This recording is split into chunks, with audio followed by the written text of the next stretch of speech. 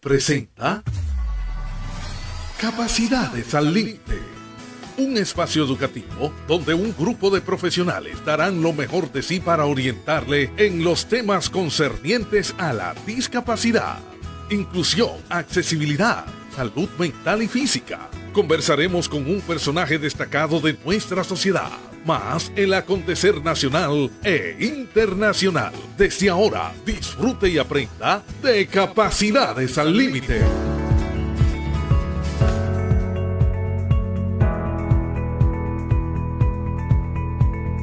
Buenos días, Santiago, Ciudad Corazón. Buenos días, Ana, José, Anita, a Nilson en los controles y a nuestro público que cada día nos acompaña o que cada sábado nos acompaña en su programa.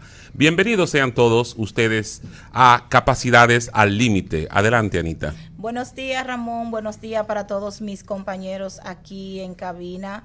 Buenos días para todos los fieles oyentes que sábado tras sábado sintonizan su programa Capacidades al Límite. Hoy, como siempre, vamos a tener un contenido súper interesante.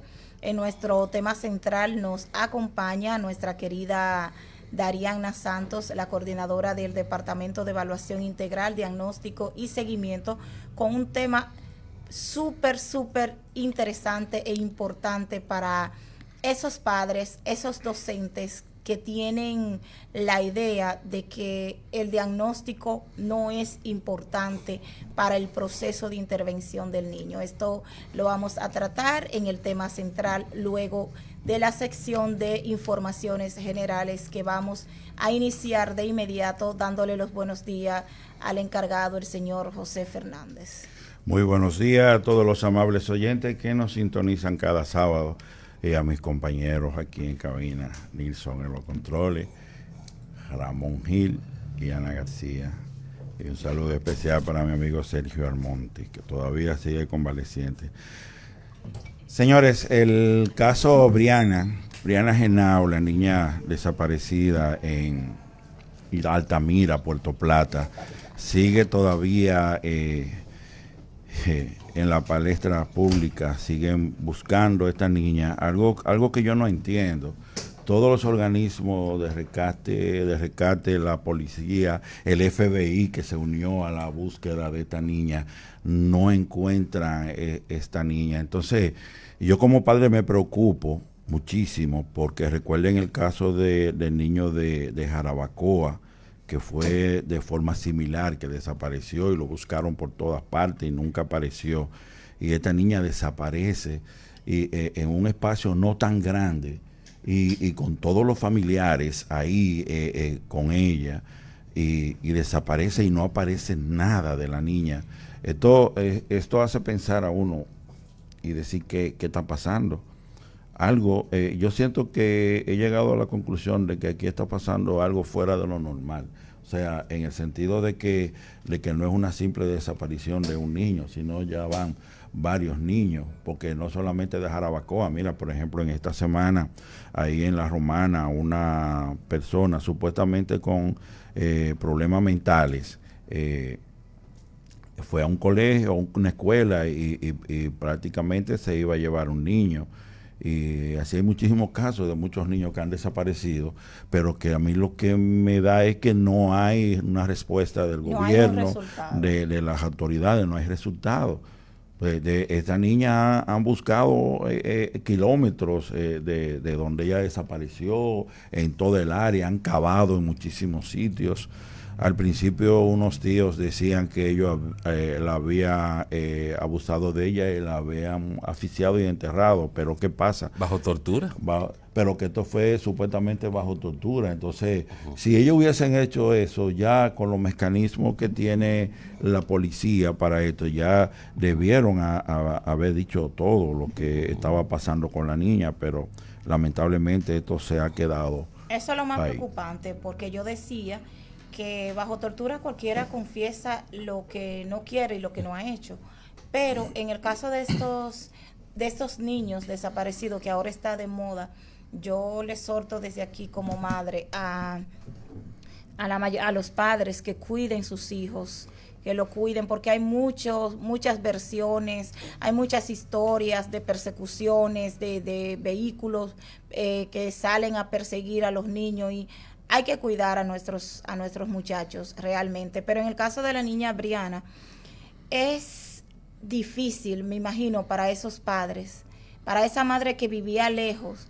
y dejar la niña bajo el cuidado de su madre, que ahora, o sea, no haya una respuesta y que haya desaparecido así de manera misteriosa entre familiares, y que hayan venido incluso fuerzas como, o sea, el FBI, que, ¿verdad?, y que no hayan dado con el paradero de esa niña, o sea, es fuerte, es difícil, porque si los tíos, como decían, que la habían enterrado, que es lo que yo pienso, en algún lado tendría que aparecer, y ellos han cavado todo, han buscado todo, y es difícil. En el caso del niño Roldán Calderón de Jarabacoa, tampoco apareció. Entonces, es una alerta para muchos padres, para que tengan cuidado con sus hijos, porque no hay resultado de las desapariciones de los niños que se han extraviado. Y de los adultos también, También, porque hay sí, una serie de desapariciones de adultos que también es preocupante.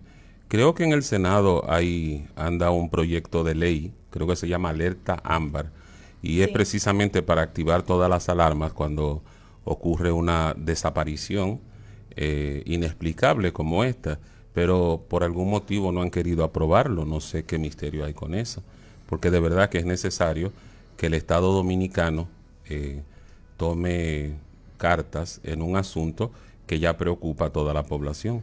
Lo que pasa es lo que pasa siempre, Ramón, si no es un tema que resuena y la gente lo reclama para aprobar una ley, no lo hacen. Por otro lado, señores, el nuevo pasaporte electrónico costará 1.050 pesos más de lo que cuesta actualmente un pasaporte. Esto es porque este pasaporte viene con unos sistemas electrónicos modernos y con mucha variación. Así que el que vaya a querer renovar su pasaporte sabe que va a tener que pagar algo más. Por otro lado, Julio Iglesias está en todas partes acusado, en todos los medios, en todos los países. Dos dominicanas lo están acusando de acoso. Una dominicana y creo que una venezolana hoy también, la fisioterapeuta. Sí, la acusan de que él... que le gustan las mujeres. Eso lo sabemos de todo. No, que la acusación es que le gustan demasiado a las mujeres. Eso lo hemos escuchado toda la vida, aunque él lo niega. Él dice que le quieren hacer daño y que él se siente, dice Julio Iglesias, esas acusaciones son absolutamente falsas y me causa una gran tristeza. 75 años le llevó al sistema a darse cuenta que a Julio Iglesias le gustaban las mujeres. No, pero tú sabes que es lo más indignante, de esto, que tantos años, como tú dices, tanto tiempo, y ellas dicen no, porque no podía hablar. No podía hablar. Yo no juzgo a nadie. Entonces ahora sí pueden hablar. Lo que pasa es que es el momento de sacarle dinero a Julio Iglesias. Él tiene una fortuna de más de 1.000 millones de euros. Es una fortuna apreciable. Es un artista ya al final de su vida y hay que morderlo. Yo siento que ahora esa es la idea, sacarle dinero. Sí, y estas pobres mujeres lastimadas en su sensibilidad. Asesorada por un buen abogado. Gracias, sí, también. Entonces, mira, se ha dado estos movimientos, el Me Too, yo también, y todo esto en España, y toda esta parafernalia, le ha tomado con personas famosas. A Kevin Spacey se lo hicieron, un actor en Estados Unidos, se lo hacen ahora a Julio Iglesias, antes se lo hicieron a Plácido Domingo, el cantante de ópera, y siempre encuentran uno de esos chivos expiatorios. Si a nosotros, hombres normales, nos revisaran y hicieran un escándalo con la vida de uno, tú sabes que nosotros también caeríamos, no como Julio, muchísimo peor que Julio, porque todo el mundo tiene su monería y su tontería que hizo. Entonces quieren hacer un espectáculo y ahora todo el mundo está indignado con un exceso de moral y ética que de verdad yo desconocía que la humanidad era tan moralista y tan ética, porque lo que yo conozco de los seres humanos es que en un % demasiado alto son terriblemente inmorales. Y entonces, por favor. Por otro lado, el COE eleva a 5 las provincias en alerta verde por una vaguada. Indica que este fenómeno estará provocando aguaceros, tormentas eléctricas y ráfagas de viento en varias zonas del país. Así que si van a salir, salgan con su sombrillita. Y por otro lado, y ya para terminar, el béisbol invernal se torna bastante interesante. Los Leones de Ramón, Lo muerto. ya clasificaron a la final el día de ayer. Entonces, el problema está ahora entre los Toros del Este y las Águilas Ibaeñas. Que la tienen difícil hoy, que van con los muertos. Bueno, pero también es cierto que quien le quitó el invito a los Leones fueron las Águilas. No se sabe qué puede pasar esta noche. Sí. Lo que sí la llevan fácil son los Toros del Este, porque van con la cenicienta del torneo, que son los Gigantes. Que le hagan la fiesta a cualquiera. Que puede provocar un problema para dañar a última hora, pero... Porque ellos para jugar están mal, pero para dañarle la fiesta están súper bien. Entonces, fíjense, anoche las Águilas ganaron 6-2 a los Toros del Este. Los Gigantes jugaron contra los Leones y los Leones le ganaron 7-4. La posición de los equipos es la siguiente: los Leones 12 ganados, 5 perdidos, las Águilas 10 ganados, 7 perdidos, los Toros 10 ganados, 7 perdidos, empatados en segundo lugar los dos, y los Gigantes 2 ganados, 15 perdidos. Recuérdate, José, que nos dijiste ya los Leones ya clasificados. Ya lo dije hace rato. Lo siento, es que tú necesito escucharlo. Te lo repito 3 veces. Es que sufrí Los Leones, clasificaron los Leones. Sufrí mucho Bien, ese juego de noche. Hasta aquí nuestra sección de informaciones generales. Nilson, vamos a la primera pausa. Usted está escuchando Capacidades al Límite. El Departamento de Evaluación Integral, Diagnóstico y Seguimiento del CECAPSI cuenta con un equipo multidisciplinario para brindar los servicios de evaluación e intervención psicológica y asistencia médica, ubicados en la calle Mella, esquina Independencia, número 48, tercer nivel, en Santiago de los Caballeros, República Dominicana. 809-582-8614 u 809-724-0968. Personas con discapacidad o referidas del Ministerio de Educación no pagan. En CECAPSI seguimos haciendo de la inclusión un compromiso de todos. Usted está escuchando Capacidades al Límite. Es el momento de nuestro tema central.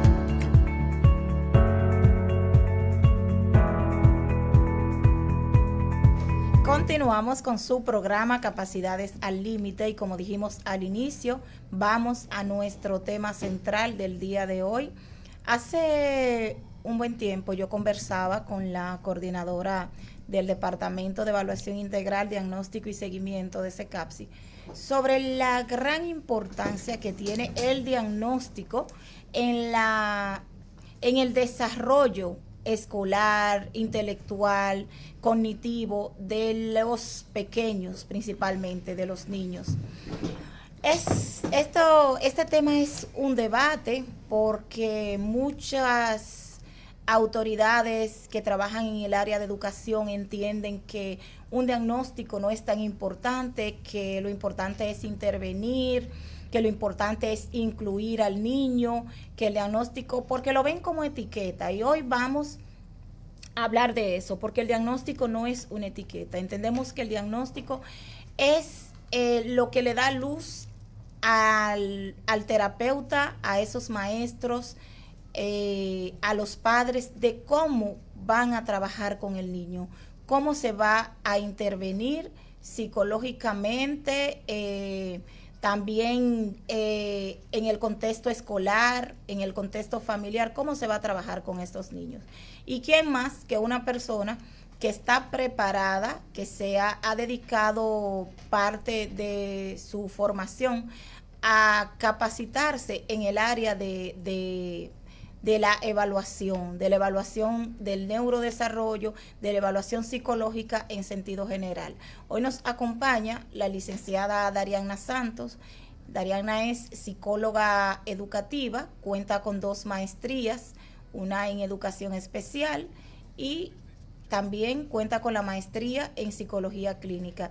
Ha recibido formación en el área, como dijimos al inicio, de capacitación con las pruebas UI 5, con A22, que es una de las pruebas que detecta autismo. Y hoy nos va a hablar sobre el diagnóstico, la importancia del diagnóstico en los niños. El tema específicamente se titula Diagnóstico psicológico, clave para intervenir sin improvisar. Me encanta ese tema, porque eso es lo que hacen muchas personas, que improvisan cuando no tienen un diagnóstico, cuando no tienen una guía que le diga cómo van a trabajar con ese niño. Bienvenida, Darianna. Hola, buenos días, gracias. Por acá nueva vez en mi casita de los sábados, un placer de verdad, y más aún con un tema tan importante como acabas de mencionar. Licenciada, para iniciar, ¿cómo definiría usted el diagnóstico psicológico en palabras sencillas para el público general?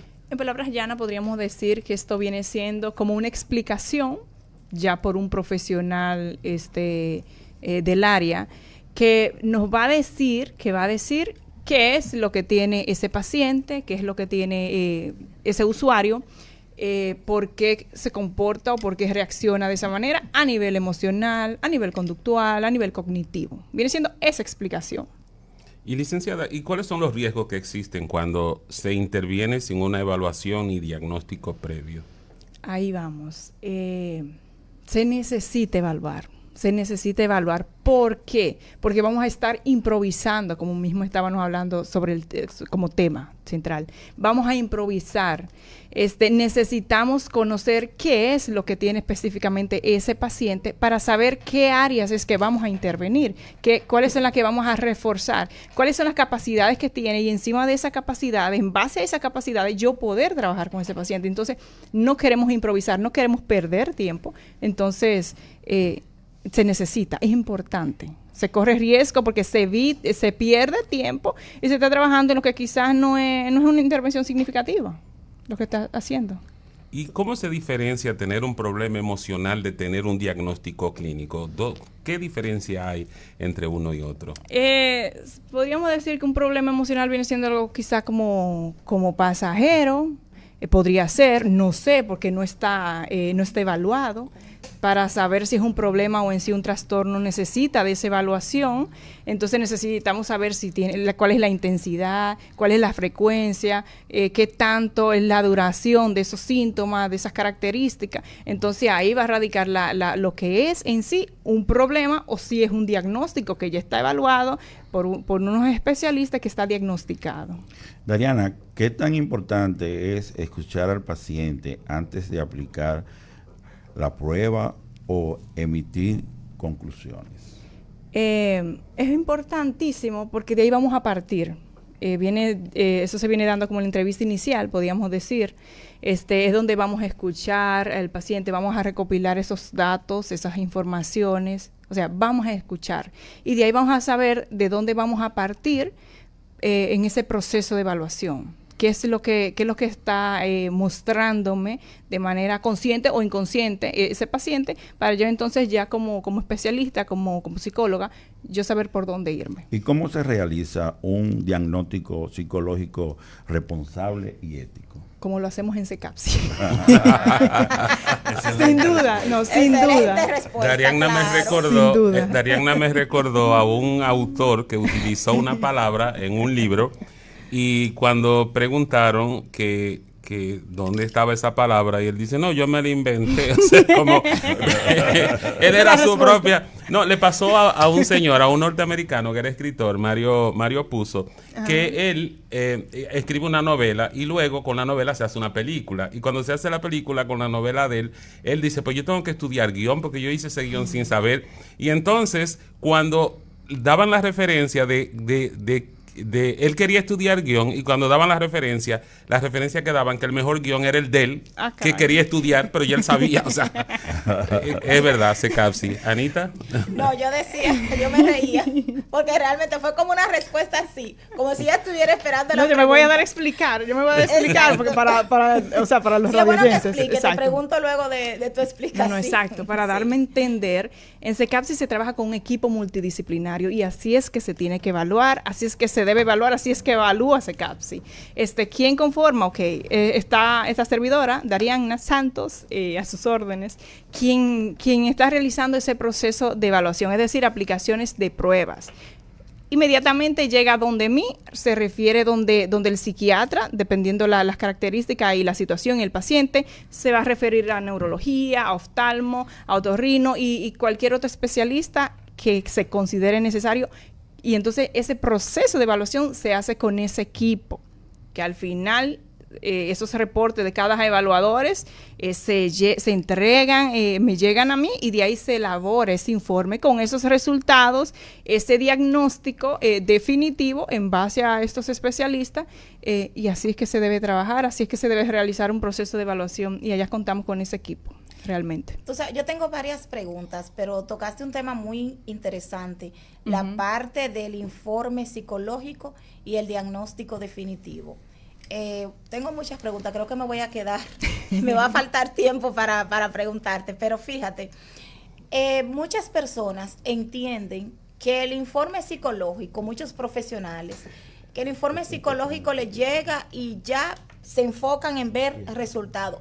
Es un niño que está diagnosticado con autismo, por ejemplo, pero no se enfocan en ver los otros ítems, los otros puntos importantes que tiene el informe psicológico. Me gustaría que tú me hables, esa es mi primera pregunta, un poco de la importancia del informe psicológico, tanto para docentes, para padres, para los psicólogos y otros cuidadores, tutores que tengan los niños y eso. Mira, si yo voy a exigir como centro educativo, sea público o privado, o como padre, si yo voy a exigir que me evalúen a mi niño y que me den un diagnóstico, sea definitivo, en este caso, si yo voy a exigir eso, tengo que comprometerme a darle ese valor, esa importancia y a comprometerme yo como docente, yo como padre, yo como tutor, de darle ese seguimiento. No es que me llegó, no es que tengo ese estudiante, no es que tengo ese hijo con el diagnóstico tal y tiene necesidades tal, no es eso, es yo afrontar mi responsabilidad como docente, como tutor, como padre o madre, ok, voy a llevarme de las recomendaciones que me está dando ese especialista, recomendaciones, si es en el salón de clase, ¿cuáles son las recomendaciones? Si soy profe, de las recomendaciones que me está dando si soy madre en casa, pero encima de eso, de las terapias que necesita ese niño y yo comprometerme, no es que me llegó, que lamentablemente a veces no se le da como el valor a ese informe, ese resultado, ese diagnóstico,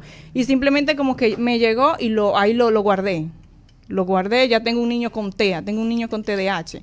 Entonces, no vale de nada si me llega un estudiante con ese diagnóstico y no asumo mi responsabilidad de una adaptación curricular, que si no utilizo los recursos, las estrategias, los métodos en el salón de clase, si yo como madre no le doy ese seguimiento con las terapias, no es que voy a ir hoy y si me llaman voy a cancelar, es yo mantener esa responsabilidad y darle ese valor a ese resultado, a ese niño que tengo.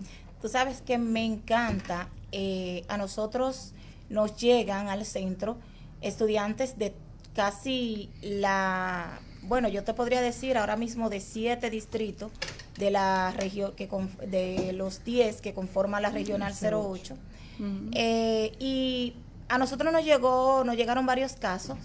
Debo resaltar esto porque yo he sido muy crítica del manejo que ha tenido el sistema educativo con la inclusión de las personas con discapacidad y con los procesos diagnósticos. Sin embargo,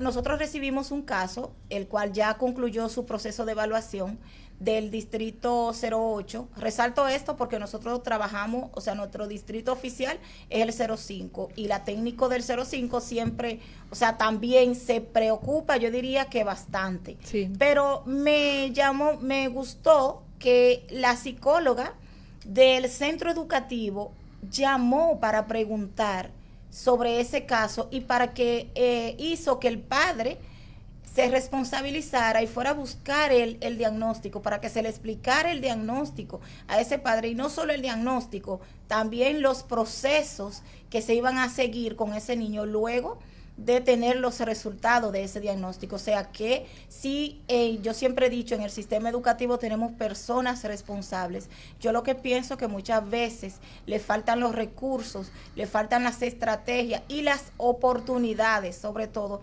que debe brindarle el sistema, que muchas veces lo exime de esa gran oportunidad, o sea, le quita esas oportunidades de poder capacitarse, de poder ayudar a muchos niños que realmente necesitan, y muchos padres que están desorientados, que necesitan saber qué está pasando con su hijo. O sea, que sí vamos avanzando en el sistema educativo, sí tenemos que trabajar mucho todavía, pero hay muchas personas interesadas en que sus estudiantes puedan tener un desarrollo intelectual o puedan recibir una asistencia psicológica que le pueda ayudar con la condición que presentan.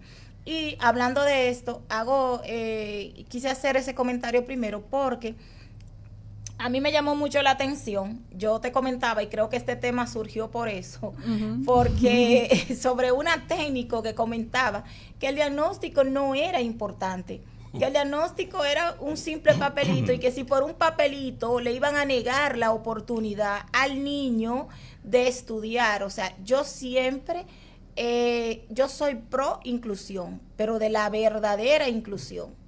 La verdadera inclusión. Yo no estoy de acuerdo que si no se tiene un diagnóstico correcto de un niño se siente en un aula a nada, a estar aislado, porque es más exclusión incluso que tenerlo en su casa.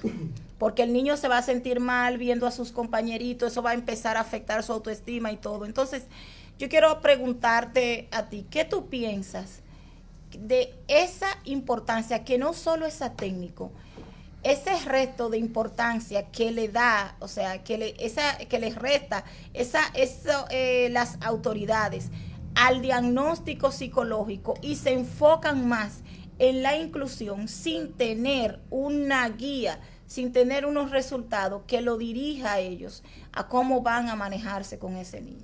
Es que si no tenemos un diagnóstico, vamos a ir como atentando, como uno dice, como buscando, trabajando a ciegas, sin saber, improvisando, sin saber qué es realmente lo que necesita ese niño.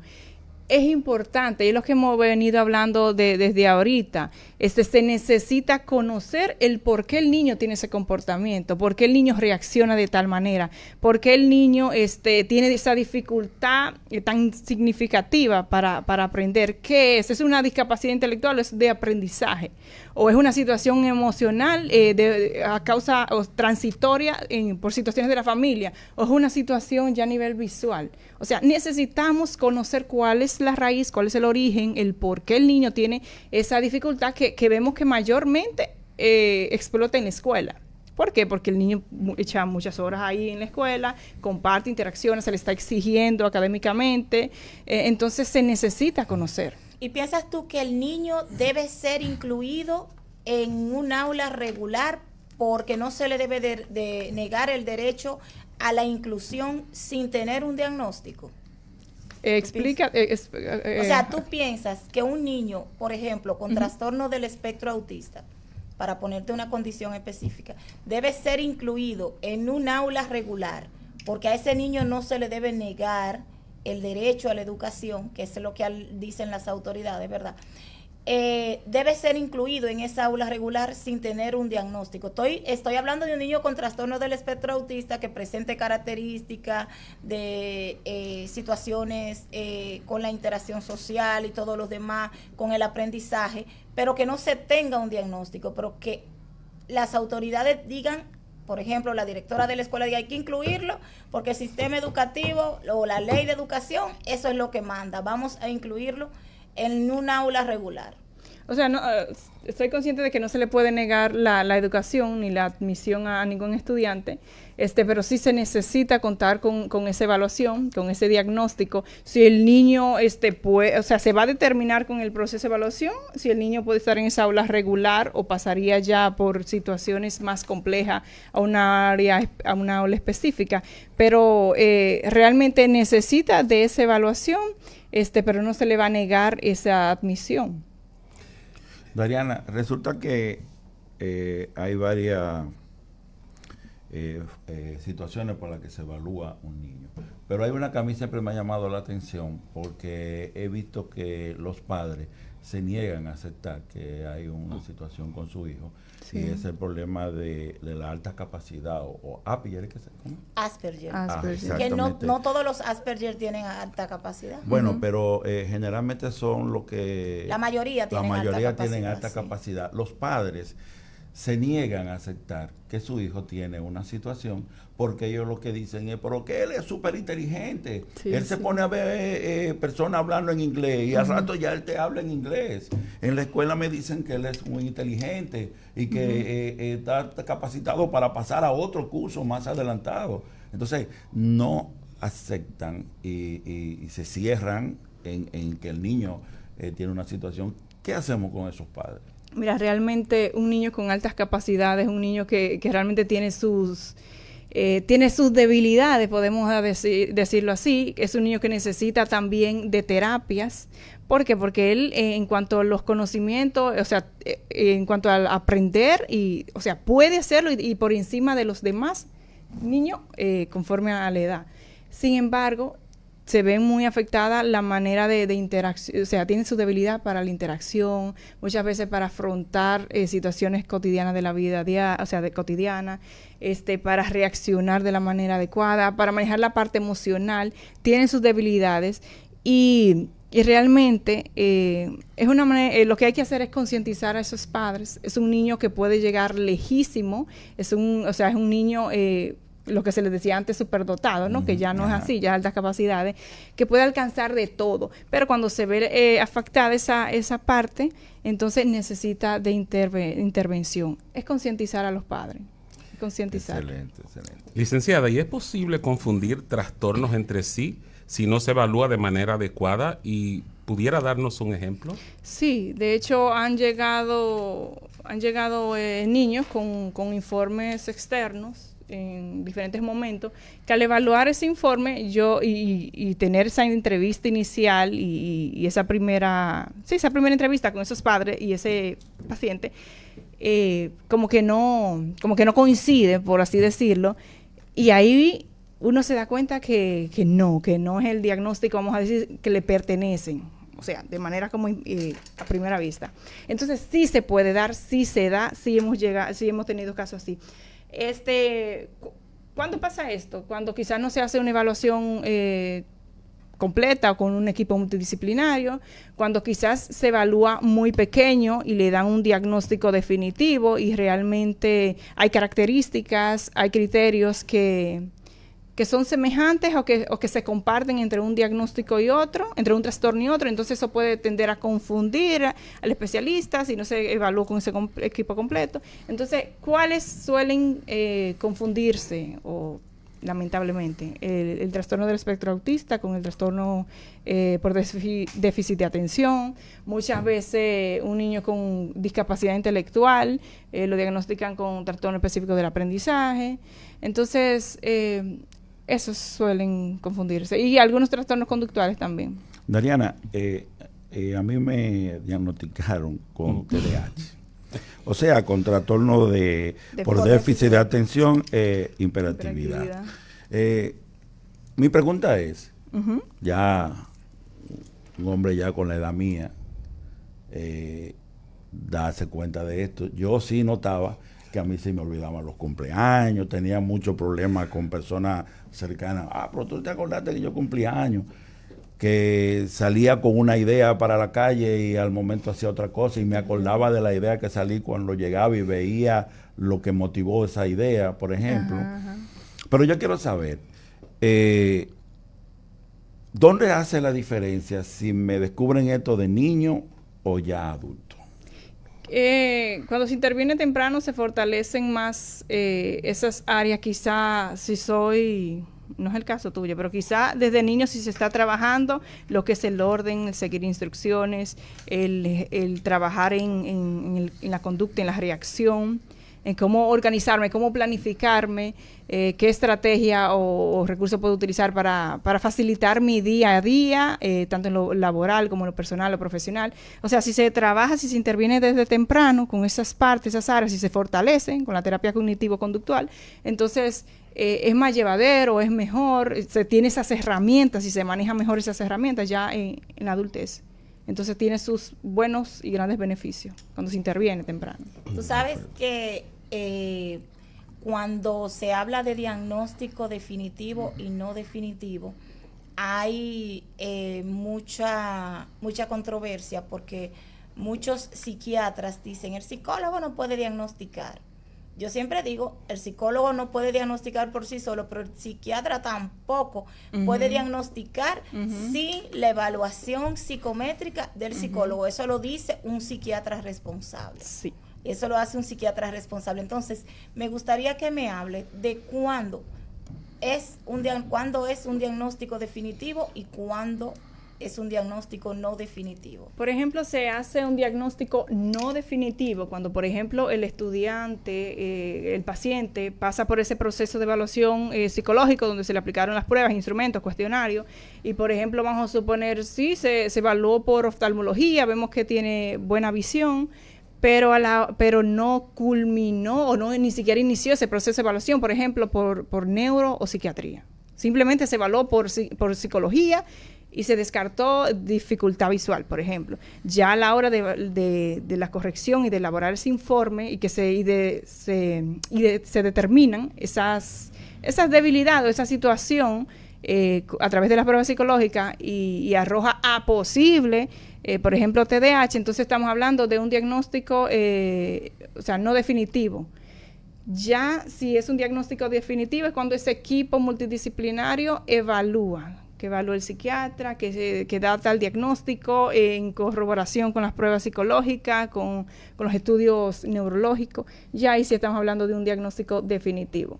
Dariana, y ya luego del diagnóstico viene intervenir el niño, o sea, con terapia, la intervención con terapia y esto.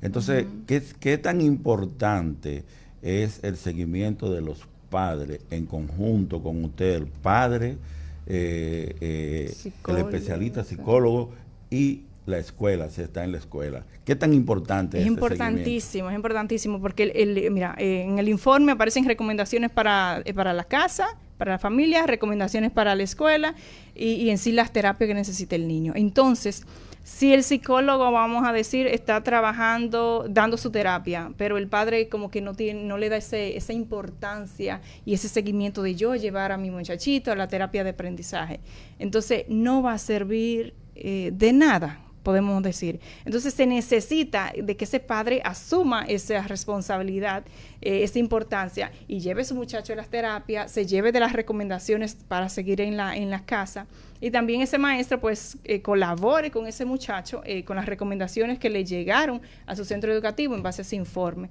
De igual manera, esa intervención psicopedagógica o reforzamiento que puede dar la unidad de orientación y psicología de ese centro educativo con ese mismo muchacho. Yo pienso que es importante que se haga conciencia en las escuelas con los profesores con respecto a estos asuntos de los niños que tienen TDAH, tienen alguna deficiencia, que hacerle conciencia, porque es muy común en algunas escuelas que el profesor le diga: no, es que este muchacho es muy bruto, mira cómo se queda atrás. Que tú no, si le pide, por favor, hay profesores que tú le pides por favor que te repita y se molestan. Sí. Entonces, siento que al final esto le hace más daño a los niños. Sí. Y Mira, sería bueno crear conciencia de eso. esto debo decir que a mí me encanta cómo trabaja la técnico del distrito 0805, que es el distrito al cual nosotros estamos adscritos.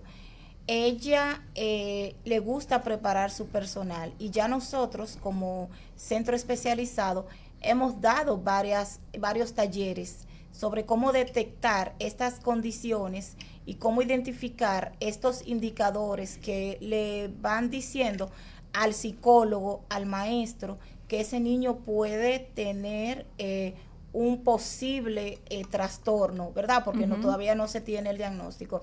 Yo debo reconocer el gran trabajo que está haciendo la técnico del 05, la señora Virtudes Torres, excelente. Realmente. Ella se ha preocupado bastante, como nosotros queríamos, le ha sacado provecho, ha aprovechado bastante el Centro de Evaluación Integral, Diagnóstico y Seguimiento, que era lo que nosotros siempre decíamos. Esto fue creado para brindar asistencia a los estudiantes y a las personas en condición de discapacidad que bastante lo necesitan. Y ella realmente ha valorado mucho eso y ha capacitado su personal. Se ha ocupado de que su personal adquiera, de hecho, ella está haciendo ahora un proceso de capacitación sobre las pruebas psicológicas que que pueden aplicar los psicólogos educativos. Ella está capacitando a sus psicólogos educativos en esta área porque es importante reconocer que aunque usted sea psicólogo, no obligatoriamente tiene que saber aplicar pruebas, porque esto lo hacen más los que se dedican a la psicometría. Saben lo básico, pero eso lo saben los que se dedican a la evaluación. Y ella se ha ocupado de que su personal se capacite en estas áreas y pueda hacer esa evaluación previa que requieren estos niños antes de ser referidos a un centro especializado. Y uno se siente bien porque ella está haciendo un excelente trabajo, reconozco que es así, y uno con su mejor disposición se tiene y se mantiene a cualquier taller o que ella solicite, porque uno ve el empeño y la dedicación que ella y su equipo tienen, y la verdad que la felicito en particular. Realmente. Tengo las dos preguntas finales para concluir la entrevista, y la primera es: ¿por qué no es correcto autodiagnosticarse con información de redes sociales o internet? ¿Y qué mitos existen sobre el diagnóstico psicológico que vale la pena aclarar hoy? Ay, un diagnóstico por la red, está fuerte eso, está fuerte, eso está como muy genérico. Lo vi en Google. Sí, sí, no, eso es delicado. Eso es como cuando uno va al médico y le aparece como un resultado como alterado y uno se pone como a Google. Yo no lo hago porque yo un día empecé de que googlear, ¿qué es esto? ¿Por qué está alto? Y me aparecieron muchísimas cosas y salí mal, entonces ya no hago eso. Entonces, eso es algo muy genérico, de que yo buscar un diagnóstico por un link, una red. Es algo muy genérico, eso no va a acertar en nada, eso es como tú buscar el horóscopo. Entonces, no hagan eso. Unos codes que a veces te dicen, si tú tienes, ya tú sabes. La siguiente pregunta, perdón, que... Sí, ¿y qué mitos existen sobre el diagnóstico psicológico que vale la pena aclarar hoy? Se necesita realmente conocer un diagnóstico. O sea, me voy a centrar en eso. Se necesita conocer un diagnóstico. No es que el niño tiene una dificultad, vamos a pasarlo a terapia, porque sabemos que tiene una dificultad. No, el niño hay que tener una explicación por ese profesional de qué es lo que tiene el niño, por qué es que le está costando aprender, por qué es que le cuesta reaccionar o controlar sus emociones. Entonces hay que evaluar. Eso es un mito de que el niño tiene que pasar. Ok, puede recibir intervención, ojo, puede recibir intervención porque tenemos casos, Ana es consciente de eso, sí. Tenemos casos que nos llevan que son 9, 11, que el niño, aunque no ha iniciado un proceso de evaluación, inició un proceso de evaluación conmigo, pero yo digo, no, necesita intervenir en colaboración con la evaluación. Sí. O sea, hay casos así. Mensaje final. ¿Qué mensaje le daría a quienes sienten que necesitan ayuda, pero temen ser evaluados? No, que lo comprendo. Acudir a un médico, a un psicólogo, siempre nos causa ese temorcito, En particular, también me pasa a mí, somos seres humanos, pero date la oportunidad como padre, como tutor, date la oportunidad de ir donde un profesional, de expresarte, a qué le temes, qué te sientes, por qué te sientes mal, qué te preocupa, y verás que todas las fichas y las emociones como que se van a ir relajando y acomodando, y todo es más fácil y mejor de como realmente te lo imaginas. La verdad que con Dariana hay que hacer, y más con este tema, un programa completo, pero bueno.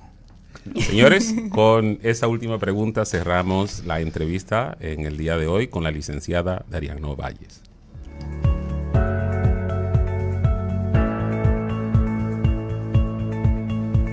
Usted está escuchando Capacidades al Límite.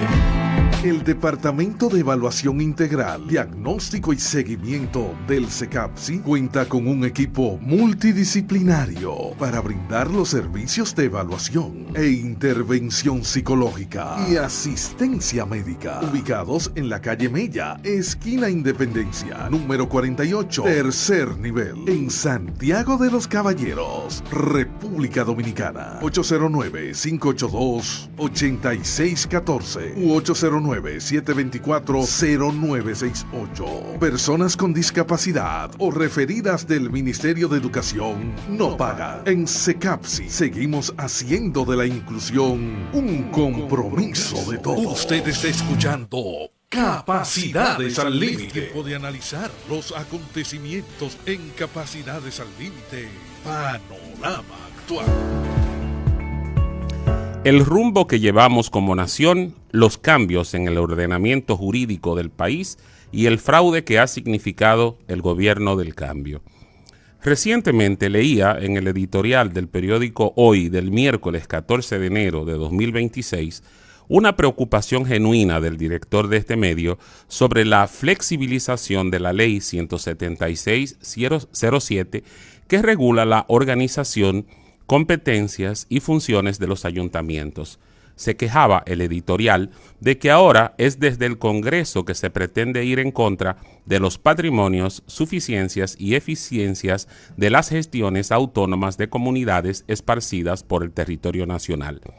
Agregaba el citado editorial que si liberar de responsabilidades jurídicas los compromisos de los alcaldes contraídos con los electores no iría en masivo perjuicio de las comunidades que los honraron bajo el juramento de dar prioridad en sus desempeños a los espacios públicos, a los mercados, a los parques barriales, a las vías de tránsito y a la eliminación de residuos sólidos. Se quejaba este medio de si un cambio en la ley no se convertiría en una invitación formal a los alcaldes y directores de distritos municipales se excedan a discreción y libres de sanciones gestionen los recursos que les aportan los contribuyentes a su antojo, con lo cual se acentuaría la desprotección a los habitantes de todas las jurisdicciones urbanas de la República.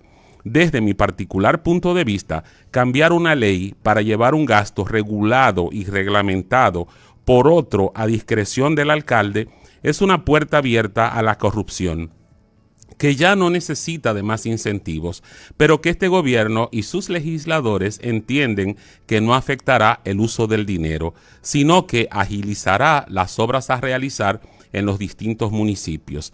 Pareciera que olvidan quienes ocupan tanto la administración pública como los legisladores que la falta de regulaciones es una invitación a defraudar los bienes del Estado. Se imaginarán estos que vivimos en Suiza o en Dinamarca, donde las personas, por su alto nivel educativo y conciencia social, poseen frenos éticos y morales que les impiden abusar del sistema que los sustenta. Otro tema que debería preocuparnos por el nivel de discrecionalidad y opacidad que contiene es el de los famosos fideicomisos. De hecho, este mecanismo puede ser hasta útil en un país en donde se respeten los bienes públicos, pero conociendo la voracidad de nuestros políticos y empresarios y las ansias de enriquecimiento fácil y rápido de nuestros conciudadanos con poder, de esos favoritos de la fortuna que son nuestra clase política y empresarial, los augurios de que haya una buena administración clara y transparente van a ser tan difícil como respirar sin un traje espacial mientras se camina por la luna. En realidad, la definición de lo que es un fideicomiso del Estado es hasta sencilla. Se trata de un mecanismo legal y financiero mediante el cual el gobierno entrega recursos públicos de todos nosotros, dígase dinero, bienes o derechos, a una entidad administradora para que lo gestione con un fin específico en beneficio de un grupo determinado o del interés público. En resumen y explicado para personas de esta época, el Estado separa una parte del dinero público y la pone bajo reglas especiales para cumplir un objetivo concreto. Hasta ahí todo bien. El problema viene ahora cuando nos preguntamos qué tan seguro es el manejo de estos fondos por las personas a las que nuestro gobierno ha puesto como administradora. Y además, ¿quién nos garantiza que estos fideicomisos no son otra cosa que una especie de caja chica paralela fuera del escrutinio ciudadano para el gobierno de turno? Para que el amable público que nos escucha sepa, estos fondos de los fideicomisos no se mezclan con el presupuesto general, lo que los convierte en una fuente de dinero sin la supervisión adecuada. Esto es como decir que tenemos un almacén de queso sin un gato que los vigile ni trampas adecuadas para ratones. O más simple aún, queso guardado en un almacén a discrecionalidad de los ratones, o mejor aún, los ratones cuidando de que nadie se robe ni se coma el queso. A veces se piensa que con el escándalo del SENASA o de otros que no mencionaré, porque ya los he documentado en otros artículos, se ha alcanzado la cúspide del asombro y del descalabro económico a que nos están conduciendo estos dirigentes políticos y esta insaciable cúpula empresarial. Pero uno de estos días, cuando hayamos cambiado de administración en el Ejecutivo y se conozcan los usos que deben estar ocurriendo en la sombra del silencio y la opacidad con que estos dineros del dominicano trabajador se usan, no nos sorprendamos si lo que imaginábamos como grandes escándalos de corrupción no sean más que simples gastos corrientes e infinitamente inferiores a los verdaderos que ocurren ante nuestras narices por la falta de una supervisión real de los mal llamados fideicomisos. Paso a explicarme. En la República Dominicana, los fideicomisos son extremadamente peligrosos, conocida la voracidad de nuestras autoridades. En primer lugar, las instituciones que están llamadas a supervisarlos se encuentran tan separadas y controladas por personas tan diversas y diferentes que nunca, ni en el mejor de los sueños, se van a poner de acuerdo para trabajar en conjunto y mantener un control férreo de lo que sucede con ese dinero que el Estado tan generosamente confía a manos extrañas en nuestro nombre. Lo más triste del caso es que quienes están llamados a evitar que el flagelo de la corrupción contamine estos fideicomisos son en primer lugar la Cámara de Cuentas, que audita solo después de que el dinero se gastó. No audita los fideicomisos de forma automática y depende de la voluntad institucional. O sea, que si un gobierno nombra a los miembros de la Cámara de Cuentas, estos, a pesar de su supuesta autonomía, no se van a tomar las libertades de auditar un fideicomiso propuesto por quienes los eligieron. Esto es, explicado de forma sencilla, te nombro en esa posición autónoma, pero que no se te ocurra pasarte de serio e investigarme, veas lo que veas y sepas lo que sepas. Bien que lo dice mi querido padre a sus sabios 93 años. Sus palabras exactas son: hijo mío, ahí tienes a la iglesia en manos de Lutero. O más sencillo aún, un gato cuidando varios platos de atún fresco para que nadie se los robe cuando coincidentemente resulta que el atún es su comida favorita. Finalmente, y para concluir con este tema infinito de nuestro país, que es el de la corrupción, imaginemos solamente que en los fideicomisos el control del Estado es indirecto o parcial a través de la Contraloría, la supervisión congresual es limitada o nula, las compras se hacen con mayor flexibilidad y todo ocurre fuera del alcance de la molesta vista del público. Pues este, señoras y señores, es el cambio que nos ofrece el gobierno del PRM. Flexibilización del uso de los dineros públicos en los ayuntamientos y uso a discreción del dinero del Estado, nuestro dinero, a través de los fideicomisos. Resumido, sin anestesia, nos espera un futuro sin bienestar ni a corto ni a largo plazo. Este partido en el gobierno solo nos ofrece incertidumbres, dudas y futuros escándalos financieros, gestándose en estos momentos como pequeños monstruos dispuestos a destruir de una vez por todas nuestros sueños de progreso y bienestar por varias generaciones o unos 100 largos años.